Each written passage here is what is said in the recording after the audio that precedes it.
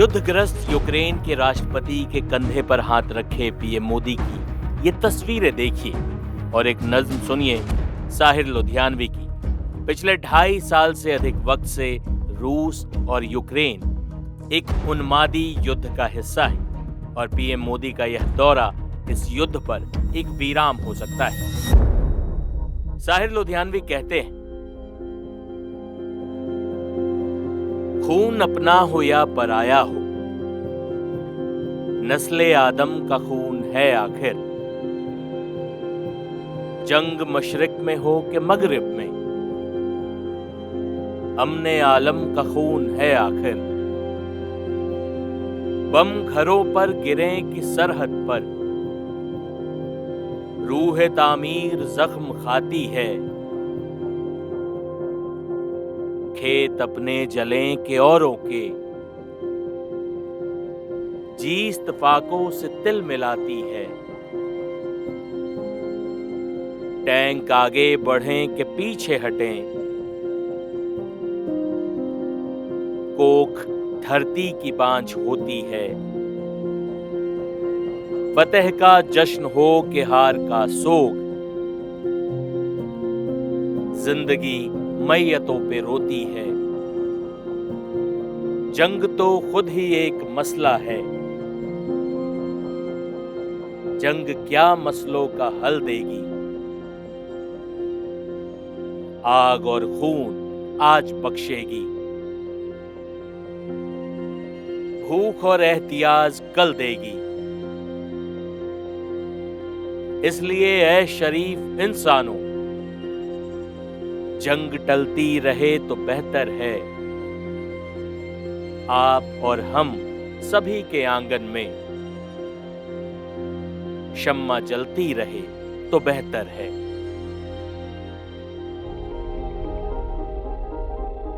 Ukraine के राष्ट्रपति Zelensky के कंधे पर हाथ रखे पीएम मोदी रूस यूक्रेन जंग में मारे गए लोगों को श्रद्धांजलि दे रहे थे।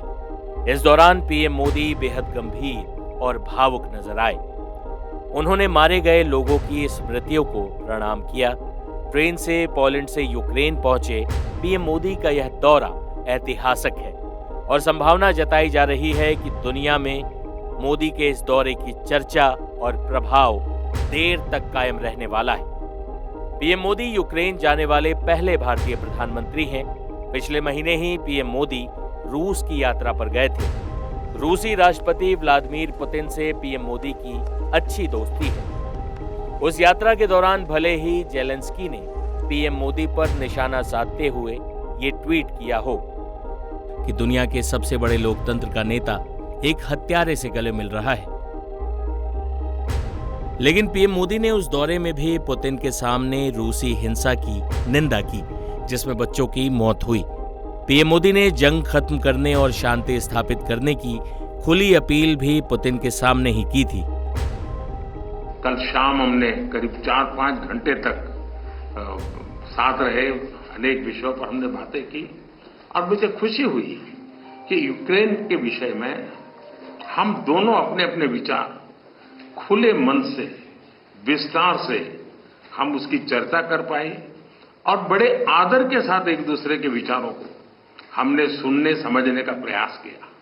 एक्सेलेंसी, युद्ध हो, संघर्ष हो, आतंकवादी हमले हो, मानवता में विश्वास करने वाला हर व्यक्ति जब जानहानि होती है तब बहुत पीड़ित होता है, लेकिन उसमें भी जब मासूम बच्चों की कत्ल होती है, मासूम बच्चों को मरते हुए देखते हैं, तब हृदय छलनी हो जाता है और वो दर्द बहुत भयानक होता है। एक्सेलेंसी, एक मित्र के नाते मैंने हमेशा कहा है कि हमारी भावी पीढ़ी के उज्जवल भविष्य के लिए शांति सर्वाधिक आवश्यक है, लेकिन मैं ये भी जानता हूं कि युद्ध के मैदान में समाधान संभव नहीं होते। बम, बंदूक और गोलियों के बीच समाधान और शांति वार्ताएं सफल नहीं होती हैं और हमने वार्ता के माध्यम से ही शांति के रास्ते अपनाने होंगे। शांति की बहाली में भारत हर संभव सहयोग करने के लिए तैयार है। आज भी जब पीएम मोदी ने जेलेंस्की के साथ मृतकों को श्रद्धांजलि दी, उस दौरान मारे गए बच्चों की चीजें, चॉकलेट भी यादगार के तौर पर रखे हुए दिखे।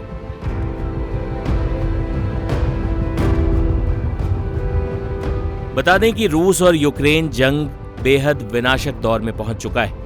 2.5 साल से भी ज्यादा वक्त से जारी इस युद्ध में पहले रूस भारी पड़ रहा था, लेकिन पिछले कुछ दिनों से यूक्रेन ने जबरदस्त वापसी की है। यूक्रेन ने रूस के कई शहरों पर हमला किया है। ताजा हमला उसने रूस की राजधानी मॉस्को में किया है। रूस की राजधानी मॉस्को को यूक्रेन ने ड्रोन हमलों से दहला दिया है। मॉस्को में ड्रोन हमला तब हुआ जब रूसी राष्ट्रपति पुतिन चेचन्या में थे।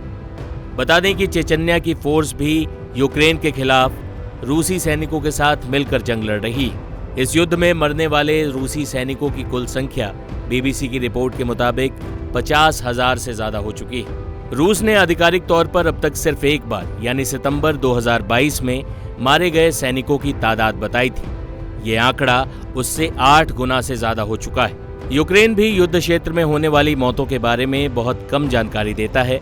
फरवरी में राष्ट्रपति व्लोदिमीर जेलेंस्की ने कहा था कि युद्ध में यूक्रेन के 31,000 सैनिक जान गंवा चुके हैं। हालांकि अमेरिका की खुफिया जानकारी के मुताबिक यूक्रेन को इससे कहीं अधिक पैमाने पर जान माल की हानि हुई है।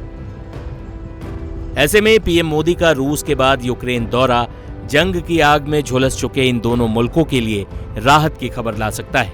क्या भारत रूस और यूक्रेन के बीच शांति दूत बन सकता है? क्या पीएम मोदी वो कर सकते हैं जो दुनिया के किसी भी मुल्क का नेता नहीं कर पाया? यूक्रेन में पीएम मोदी का भव्य स्वागत हुआ है। उन्होंने राष्ट्रपिता महात्मा गांधी की प्रतिमा पर पुष्प भी अर्पण किए।